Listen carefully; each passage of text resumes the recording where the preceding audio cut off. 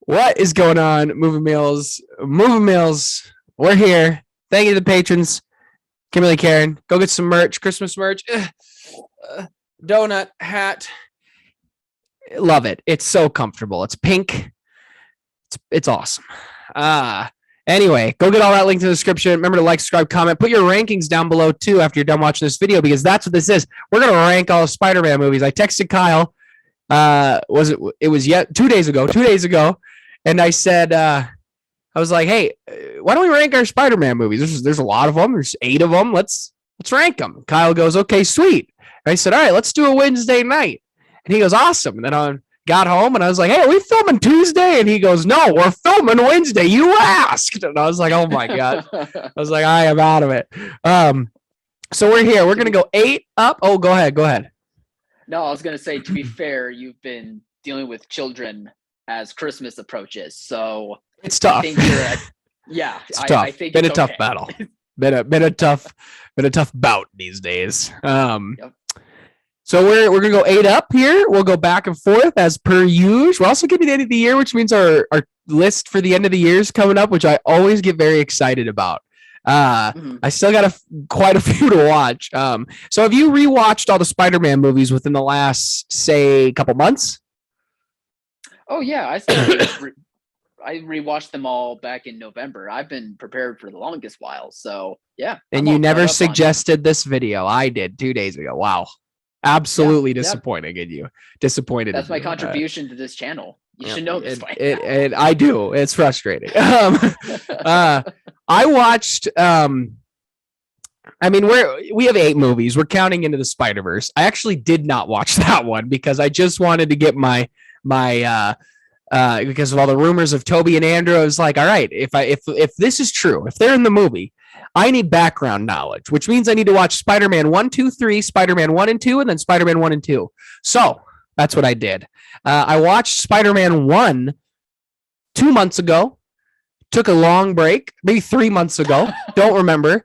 And then when I was sick over Thanksgiving, watched 2 and 3 back to back in one day, the OGs, which was awesome. And then Amazing Spider-Man 1 a couple days later, watched Amazing Spider-Man 2 just the other day. I just finished Tom Holland's, both of his back to back. I watched Homecoming today, and I watched Far From Home yesterday. I put them out of order because I thought to myself, do I really not own it? I found out I didn't own it. I thought I owned it. I didn't. And I was like, well, I own Far From Home. I'll just watch Far From Home, and maybe I'll skip Homecoming. It's not the end of the world if I skip one movie. I've seen it a bunch. And then I was like, you know what? I'm just gonna buy it. So I just watched it on, rented it on Amazon because I had so much time today. Took a little rest day. So let's get into it. I'm rambling too much. Kyle, what is your worst Spider-Man movie ever made? And will it be the same as mine? I assume it would, because it's the Amazing Spider-Man 2, right? Yes, absolutely. It is the worst. It sucks. Boy, it sucks, but you know what? No, there's no what. When rewatching it, because I hadn't rewatched it since it first came out. And when we first came out, I remember being like, why is everyone saying this movie's bad? That movie was pretty cool. And then we drank the Kool-Aid. Later, maybe even longer than 20 minutes later, but 20 minutes later, we're like, wait a minute, there's a lot of problems with that movie. Holy crap, that movie sucks. I think if I remember correctly, we left the theater and we went with a big group. Remember, we also went to Thor 2 with a huge group in college. Yeah. And I remember everybody came out of Amazing Spider-Man. We were like, man, that was awesome. And I don't think it was it was, I remember we went to our dorm or our house, wherever we were. I think it might've been the house. And I remember you and I just started talking about it, and we were like, I actually didn't really like this or that or this or that. And we realized it was the whole movie. And we were like, what? And then I remember I went home because it came out around the holidays or summer or something. And then I remember I said to me, for a whole high school friend, was like, yeah, I'm gonna go see The Amazing Spider-Man. And I was like, oh, I've seen that. And I remember they said to me, is it amazing? And I said, no, it is not. No, it's not good. It's definitely not amazing. So when rewatching it, I basically just was laughing just because I was like, oh man, because we were so excited for this movie. We were, pausing at every single little scene within a trailer, like trying to find the Easter eggs, trying to see how it all connects, and there was all these stories coming out of that movie, and there was like, oh, there's gonna be all these spin-offs, there's gonna be a Sinister Six movie, there's gonna be an Aunt May prequel, and we're like, what is this? Oh my gosh, I forgot about the Aunt May prequel. That's real. That's a real thing. I literally, that was so deep in the files of my brain, and you just ripped that out. Oh my gosh. Real sources confirmed that was a thing. Sony announced that they were gonna do it. Yeah, wow. So it just was a blast in the past for me, even though, I mean, it was like 7 years ago, but it seems even longer than that. It really does. I will say, through the mishandling of that movie, through the overeagerness from Sony that caused this movie to be an epic fail, there is good things through all the weeds. Like, there is flowers in like the weeds that is that movie. I mean, particularly, obviously, Andrew Garfield, he was underappreciated as Spider-Man, as Peter Parker. Like, he's really good in these movies. But also, he and Gwen Stacy, who played by Emma Stone, their chemistry was just always on fire. Great. And it was even better in the second movie, more so than the first movie. And we'll talk about the first movie later, but because it also was really good there. But one thing that I noticed in this movie particularly that I liked was the chemistry between Sally Fields' Aunt May and Andrew Garfield's Peter Parker. I think that was a dynamic. That was a dynamic that I feel was way underappreciated, because they're terrific back and forth. And there was actually like some good character stuff that I think they really could have worked well, but it just was overshadowed by all of this other stuff that, the studio was like, oh, we got to set up all these Easter eggs and seeds, and we got to make sure all of these different plots are going on, when it's like, no, like, you could have really had like that be kind of plot B, and then plot A would be, I don't know, him dealing with like the breakup, won't they thing with Gwen Stacy, whatever. Maybe they could have done it that way, but there was some good character stuff with that I thought was pretty good, and people don't really think about it that often, so it kind of bums me out. Is this an Amazing Spider-Man 2 review? What are you doing right now? You went so deep. You went so deep into a bad movie, Kyle. The chemistry between Andrew and Aunt May and Gwen, good. I like the beginning opening shot of the logo, and then it turns into him falling. Great. I weirdly, as much as I hate the Rhino, I like the stuff with the kid, and the kid being inspired by Spider-Man, and he's like, I'm going to go fight this bad guy because somebody has to, and it's a lot of the responsibility. That's it. Everything else is garbage. Felicity Jones, I forgot, was in this movie, and I was like, oh my gosh, it's my girl. I was like, what is she doing here? That's Jan Urso. That was what I said. And yeah, this movie sucks. Yeah, Kyle, what was your number 7? Spider-Man 3. Same. Sam Raimi's Spider-Man 3. But it's not as fun. Bad as it's fun. Not that bad. It's really not that bad. And to be honest, you know what? Let's get to the Hollands, because I have a feeling they'll be around the same spot. And when we get to the end, we can really talk about, I think, all 3 of the Raimi movies together, because I think it's going to be hard to talk about 3 without talking about 2 and 1, personally. You want to just go ahead and do that? Sure. Yeah, let's go ahead and do that. So what do you have for 6? Number 6 for me would be The Amazing Spider-Man. Same.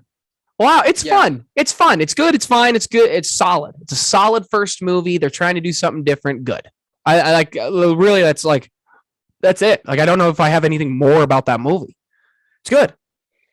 It definitely modernizes that character as compared to what the Sam Raimis did when they were kind of tongue-in-cheek, a little bit maybe old school in some ways. So they were trying to modernize it, and they were also kind of trying to make it a bit more dark and edgy. And it was around the time that, the Dark Knight movies were really popular. So that makes sense. A lot of movies were doing that too. And I agree with you. Like, it still is pretty entertaining. Not all of it works. I mean, I think the lizard design, looking back on it, isn't that superb. But, like I said before, Andrew Garfield is really underappreciated, and the chemistry with him and Emma Stone was really fun to watch. And yeah, they just did the right ways to modernize it for the most part, that I think was kind of needed during that time. It's funny you always say he's underappreciated, because up until like when Holland first started, it was always Tobey's a great Peter, Andrew is the best Spider-Man, and Tom Holland is the perfect mix of the two. Is a lot, I remember, of what everybody was saying when the first Homecoming came out,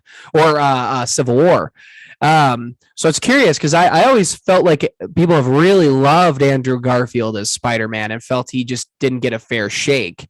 Is kind of how I've always felt. I've never felt he's underappreciated personally, but I think because, The Amazing Spider-Man 2 was so bad, and then immediately after that it was like, oh my gosh, Marvel got Spider-Man, and then Tom Holland became Spider-Man. It was just this rush to get from one entry or one rebooted franchise to another rebooted franchise that it kind of felt like, to me, looking back on these movies, his performance kind of got swept under the rug. And while people probably do look back on it, and maybe there's more people than I realize that are like, oh no, like he's my favorite Spider-Man, which, hey, that's great. That's awesome. To me, just looking through it that way, I always felt like he was not really thought of that much. Because, Tobey Maguire was the first. Tom Holland is obviously MCU Spider-Man, which is the biggest thing right now. And, then there's The Amazing Spider-Man. Sure. I don't know. I get you. What do you have at 5? Spider-Man Far From Home. I have Homecoming. Okay, so I assume your 4 is flipped. What's your 4? Yeah, my 4th would be Spider-Man Homecoming. Mine's Far From Home. So yeah, I have a feeling those really could be interchangeable too. Like I like them about as equal to one another. They're not one of them really tops the other to me. They're both just at equal playing field. So then I would imagine we have the same list outside of those two. So 3 would be Spider-Man, the original Tobey Maguire. 2 is the Spider-Man 2, and then number 1, Into the Spider-Verse. What a fun ranking video. Wasn't that great? Well, we're not done. I mean, it's obvious. I mean, I don't think anybody ever. I mean, the Into the Spider-Verse legitimately might want to be one of the greatest movies ever made. It is that good. I mean, it truly is. To me, it's a 10 out of 10. But okay, so here's why I wanted to get into it, okay? Because I've heard a lot about Tobey's Spider-Mans, okay? And I can't talk about one without talking about all 3. And I'm going to make this very clear. All 3 movies are the exact same plot. And I will argue with anybody. They're the exact same plot. From basic plot, Peter and MJ fight. Like, it starts off, Peter sulks a little bit. They fight. Okay, outside of Spider-Man 3, I guess, they're making out at the beginning. But then they fight pretty quick. She becomes a damsel in distress. She is a very much damsel in distress. And I really... like Kirsten Dunst in that role a lot, and I think she does a great job for what she's offered. But she really had a weak character written. I personally don't have a lot of development. As Peter in her fight, he kind of does something mean. The bad guy wins. He gets beat up. He gets down on himself. He remembers the responsibility rule. He saves the girl. They're happy again. That is the plot to all 3 movies. And it was so weird watching them for how great Spider-Man 2 feels to how bad Spider-Man 3 feels, because there are some differences, but really plot-wise, they felt very similar to me. And I do love the first one for being just so gritty. It's so dark and violent. It might be the darkest of any movie on this list. And I appreciate what Raimi did with that. What do you think about those 3? It's kind of funny seeing how much they've aged to an extent. I guess I'm thinking about how much they've aged because Sam Raimi's style is a very unique style, and I think at the time, like, people understood that style with these Spider-Man movies, but then it's very 2000s. It's very 2000s. That's a good point too. And as time has gone by, I think younger Spider-Man fans and younger superhero fans look back on those movies and they may not get it, not really. And while there's an appreciation to that, it's one that I kind of understand, but I do think that they're really good movies because somehow they're able to combine what makes Peter Parker as a character and what makes Spider-Man as a character special to me. I think they just still feel cinematic, especially with the action and the Spider-Man web slinging parts feels cinematic even to this day to me. And they're able to toe this line well of being tongue in cheek and kind of not cheesy. I'm trying to think of a better word for it, but kind of being tongue in cheek with like what this type of genre is, but at the same time still be serious within some of the more character moments. And some character moments don't work quite as well, but I'm thinking more of like the character moments where, you know, the chemistry really works between Tobey Maguire and Kristen Dunst, and even like between Peter Parker and May. Those moments were always like good highlights to me. So yeah, I don't know. There's a weird nostalgia for them because I kind of grew up with those movies, and it's just weird seeing how, you know, maybe a next generation might not quite understand it as we do, but at the same time though, it's just really amazing how the movie does hold up in some ways and how it may not hold up in some other ways. Yeah, to me, it's, I mean, the dialogue is always the toughest part in all three of those movies, but it is so quotable. Like we were watching, when I was watching all the original movies, I was like, oh my gosh, every line in this movie has become a TikTok trend at some point. I literally, like, it was pretty much every line in the movie because it's just the way it's written. And there is a fondness there. There's a real fondness with me in his suit. I really love his suit, and it might be my favorite of any suit we've ever seen. It just feels so realistic. Like it's gritty. I just love those movies. And I really do appreciate the violence in them, funny enough, because they are darker. I mean, in the first movie, Green Goblin kills himself, and you get to watch him impale himself with a glider. Like, I watched that as a child. Why? I think more about the Dr. Octopus scene, where going into the ocean or the lake. No, I think about the hospital scene. Oh yeah, where the trying to cut off. Yeah, they're trying to cut off the arms, and then the arms come to life and just slaughter everyone in like the truest Raimi fashion possible.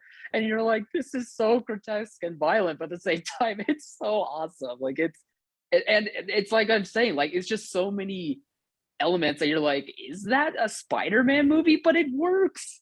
It works so well, I think. Yeah, I love too what they do with the message. I mean, I think in those movies, Peter does get some development. I think Tobey gets to have a bit of an arc, but I actually don't think it's very strong after rewatching him for the first time in a long time. I really don't think he learns his lesson really from movie to movie. I think he kind of does in some areas, but overall not really. But I do love, like, whenever I think of with great power comes great responsibility, I will never not think of him and his uncle in the first movie in the car, like no matter what, because that scene is so iconic, to the point where sometimes it's like I wish Tom Holland would have that actual moment in conversation of great power. With great power comes great responsibility. Kind of hoping it actually does happen in this movie we're going to see tomorrow. So there's something special about those movies. And even Spider-Man 3, for all its wrongs, the hokiness just got a little too much or something, you know, it just stopped working as well at that point. Venom, you know, having so many villains, trying to do so much at once, just kind of brought that movie down, but it is still pretty fun, I think. Yeah, it's Spider-Man 3 is really interesting. Like, it certainly isn't the big garbage heap that I think we really made it out to be many years ago.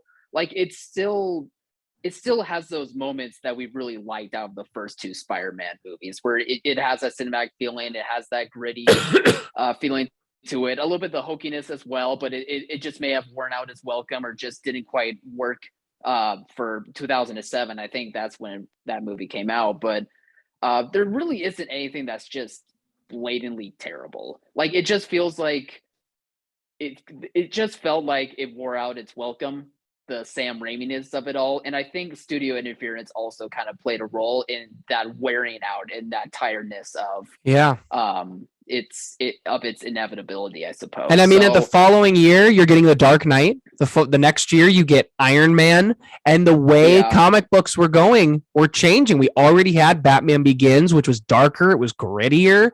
And Raimi was still pretty campy. And we lost some of that darkness, I think, a little bit. And it just suffered for it. But I do weirdly kind of like the way Venom does look in that movie, though. I will say, like, when I was watching it, I was like, man, I kind of wish they would have just done this again for Tom Hardy, because I don't love the look of Venom in Tom Hardy's movies.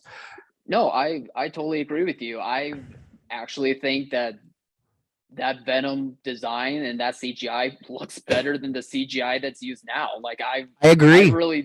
I really do think this, and it's so weird. That's 2007. Like it should not hold up or even look good, but for whatever reason, it still holds up. Well, I think the other two movies, it just does nothing. Like it just doesn't look good. So and I it's crazy. Like Venom is kind of, he's supposed to be looking like a version of Spider-Man because he's so, into Spider-Man in the comics. And the Venom we have kind of does, but they couldn't relate it because he's never met Spider-Man.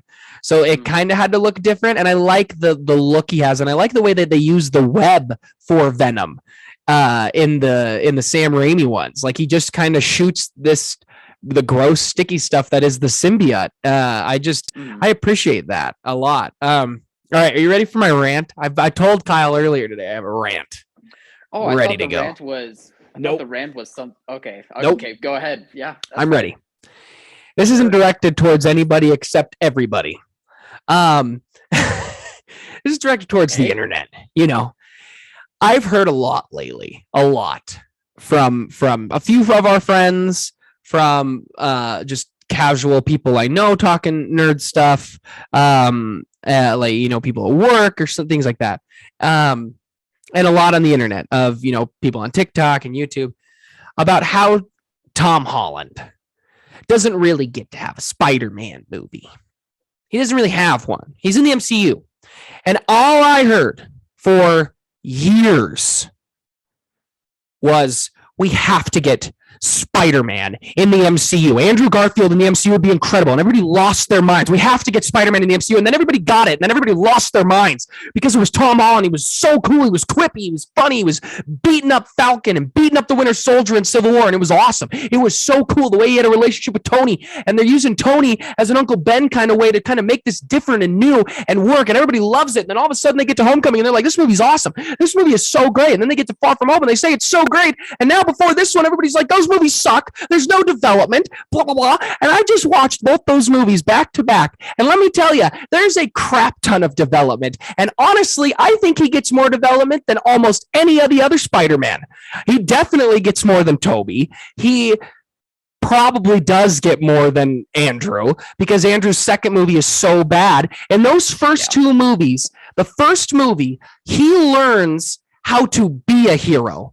In the second movie, he learns the responsibility of being a hero. I get people want a movie where it feels like it's a Spider-Man movie, and I truly believe they are.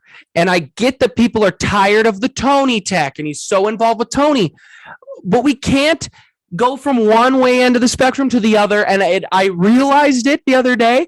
And that's why I texted you to make this video, because I needed to rant about it, because I am losing my mind, because he does get development. He really does. Watching Far From Home and him absolutely break down in front of Happy on how much he misses his Uncle Ben. Tony is his Uncle Ben. We can't get mad that that's what we wanted. We got it. It works. And then we get mad because it wasn't Uncle Ben and we didn't get the old man. We wanted the old man to get shot in the car again.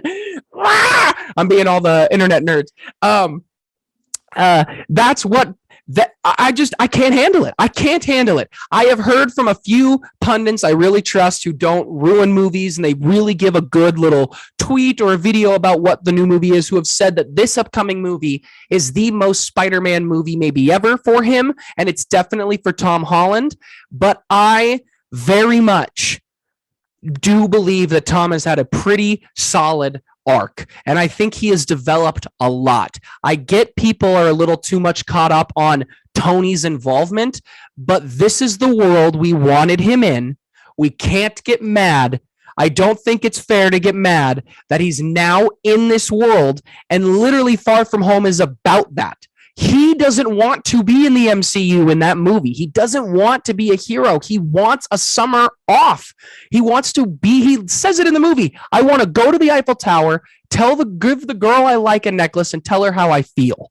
is what he wants. And he learns in that movie that he can't get that if he's a hero. And it harkens back to the words that he says in Civil War, where he goes, when you have these powers and then the bad things happen and you don't do anything about it, they happen because of you. And it's so clever the way Kevin Feige has done this reboot with him. And I'm just tired of the nerds. I'm tired of the nerds. You made a lot of faces at me during this rant. And I can't tell if now I'm mad at you too or not. So I would like to hear your response, and then I will make my decision. I just assumed you did lump me in already, because I've kind of said things of that similar nature to you. Debate me.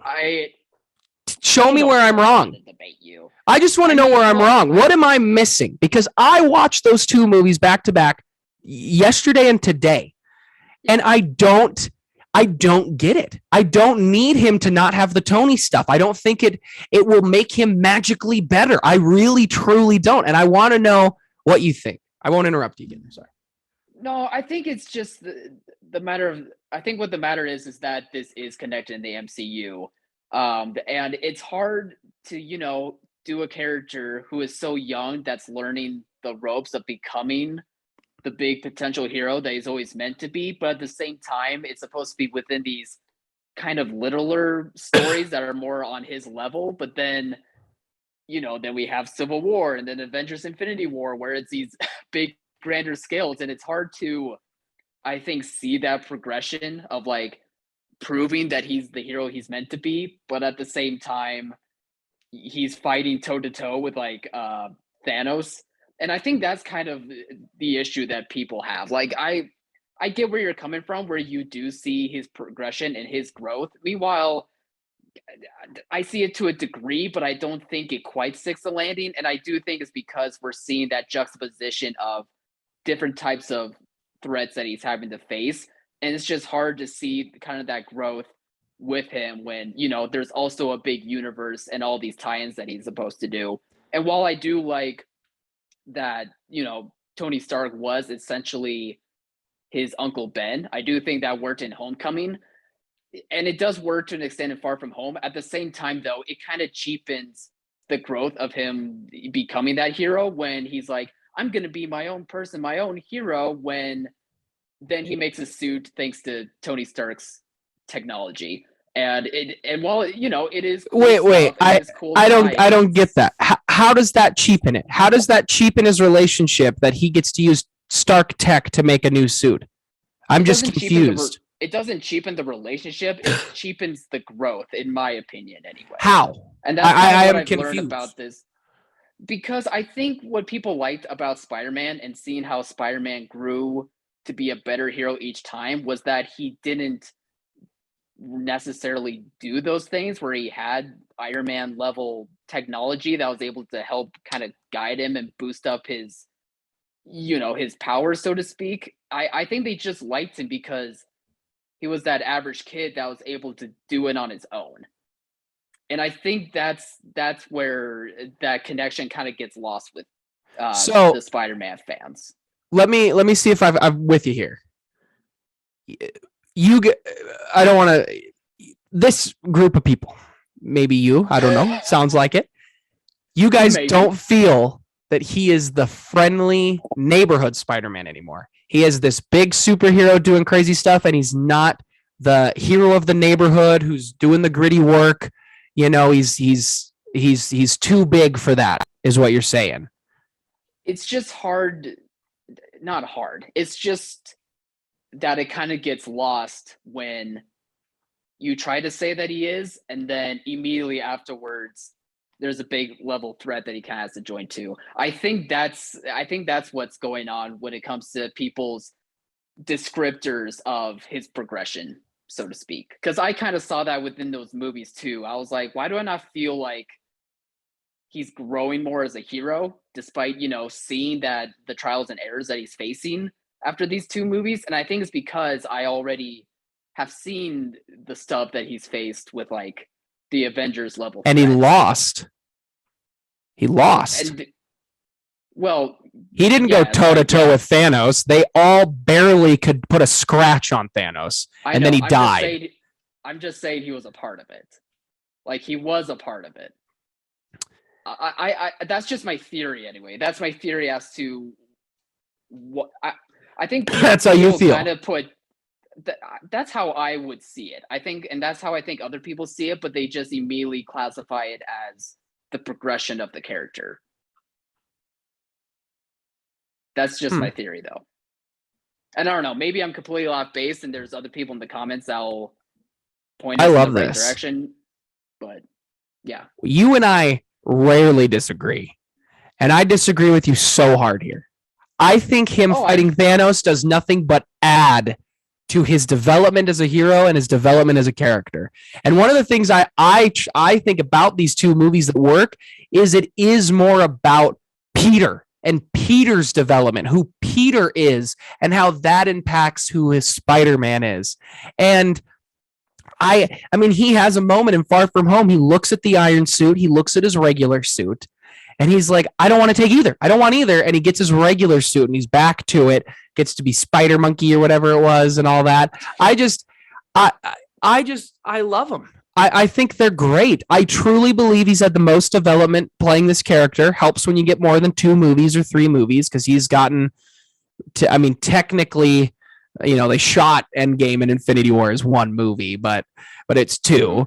So, you know, he's had 4 or 5 movies, and he's going to get a 6, and then apparently he's getting 3 more because they're going to do another trilogy with him. But I think he's developed a lot, and what makes me so excited going into this movie is because the way I feel about him now is, and you know, even Nick Fury says what you're saying, because he's like, I can't do this, I don't want to do this, and he's like, you've been to space, what are you talking about? You have to do this. He's like, no, I don't want to. And I think that's so relatable, because it's a kid. You too have gone to space. I have. I went with Jeffrey Bezos. Lucky guy. Yeah, in his funny shaped rockets. His Alex shaped space shuttle. Yeah, I really feel that he has just grown so much as Peter Parker and Spider-Man. And to me, I love that he has all these things happen to him. He's like, this is not what I don't want to do anymore. Like, I just don't want to do it. I mean, did he really want to go to space? No, he followed Tony up the spaceship. He even says it in Far From Home. He's like, that was an accident. I didn't mean to go.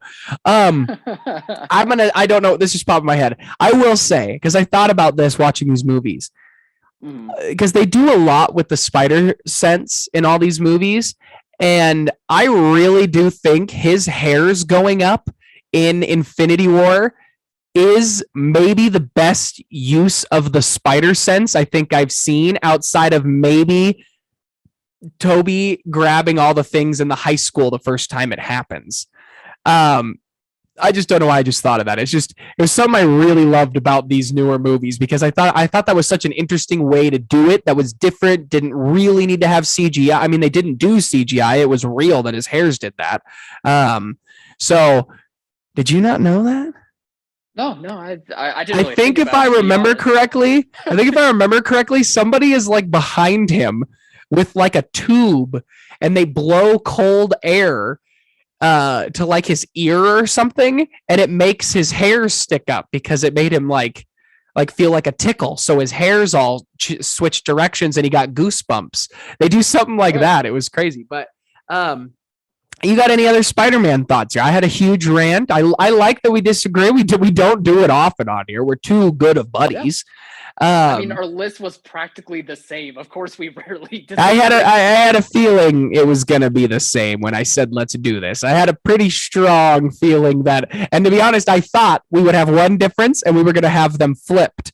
And I did have it the other way around until I really sat and thought about how much I really liked his development in Far From Home. Because when I think of those two Holland movies, I thought about my favorite scenes. I just had more in Far From Home. I love the scene where he's talking to Beck in the bar and he tricks him. And I love the scene where he's talking to Happy in the jet about Tony. I think it is that Uncle Ben moment. And Andrew and Sally Field get a kind of a good one in Spider-Man 2.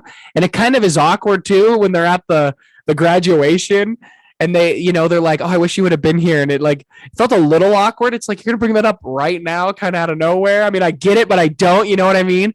And Toby gets a great one. I mean, him and Aunt May, I don't remember that actress's name, and RIP to her because I believe she just passed away. But they have a great moment at that dinner table, and I think it's Spider-Man 2 talking about him. And they get a good one in Spider-Man 3. But anyway, any more thoughts here? I'm just rambling at this point, as per usual. Into the Spider-Verse is pretty cool. Into the Spider-Verse is good, and we didn't react to the trailer because I was on a bus when it came out. And then the next day I was very sleepy and football was on and Kyle got distracted because his team was playing. My team was playing, and I think we both lost that week and we were bummed and we just forgot about it. But that trailer's awesome, and that is the best Spider-Man movie. And you know what? It deals with a lot. Miles is going to multiverses, a lot of villains. Can you even do that in movies? Can you have a good, successful movie with a lot of villains and multiverses? Kyle, can you? Can you have one? Sounds like we got two. Sounds like we got two, baby. I'm ready. I'm pumped. I am pumped for tomorrow. I have not been this pumped for a movie. That's not true. I was about to say in a long time, but I remembered how pumped I was for Dune. I was very excited for Dune. Yeah. But I'm pumped. How are you feeling going into it? You pumped?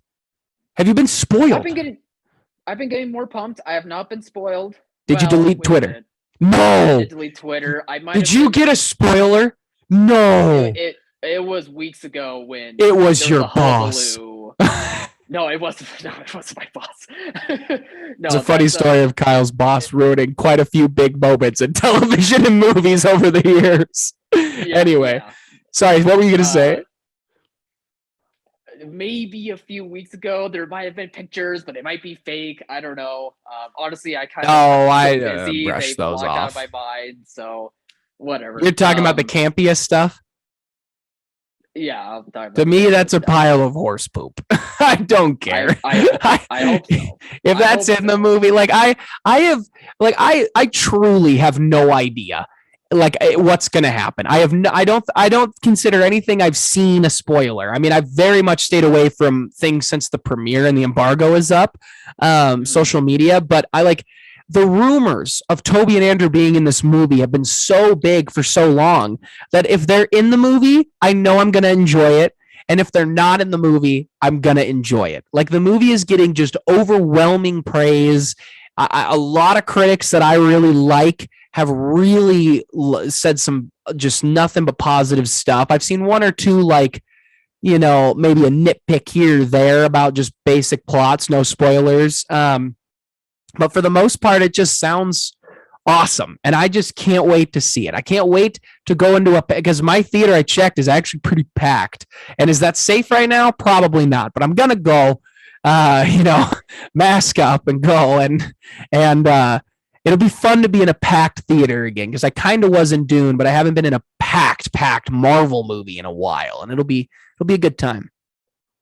Yeah, I think right now my excitement is just because it's going to be that event-like experience that we love with these movies. I still am hesitant about the whole multiverse thing being incorporated within the MCU. Yeah. I just need to see how that plays out. And I have no idea if any of the other Spider-Man are returning. And honestly, if they do, hope it works. If not, I don't really think it's going to ruin my enjoyment of the movie. I just want, to see this Spider-Man go and have, an arc and a progression. And he has. To be honest, he can have a movie off for me at this point. I'm okay if he has a movie off, a little progression. I've seen enough. The man's been to space. All right. Well, our review will be up tomorrow, guys. Make sure to check it out. Watch this. Will ya? Probably not. Whatever. It was a good time. They'll always have a good time with this guy. Thank you to Movie Mill patrons. Go get some Movie Mills merch. All great stuff. Link in the description. Please comment below. what you do think of the debate Kyle and I have here about Tom Holland, what you think of the original trilogy, what you think of the Andrew Garfield, how pumped are you? Don't drop spoilers in there. If you know a spoiler and you got spoiled, don't ruin it for everybody else. Be respectful. And just have a good time watching in the theater. Be safe. And as always, thanks for watching, Mom. And by the way, we have this list and also other ranking lists on our Letterbox account. Oh, so you yeah. can check us out there. Yeah, it's all linked in the description. Yeah. Thanks for watching, Mom. See you guys.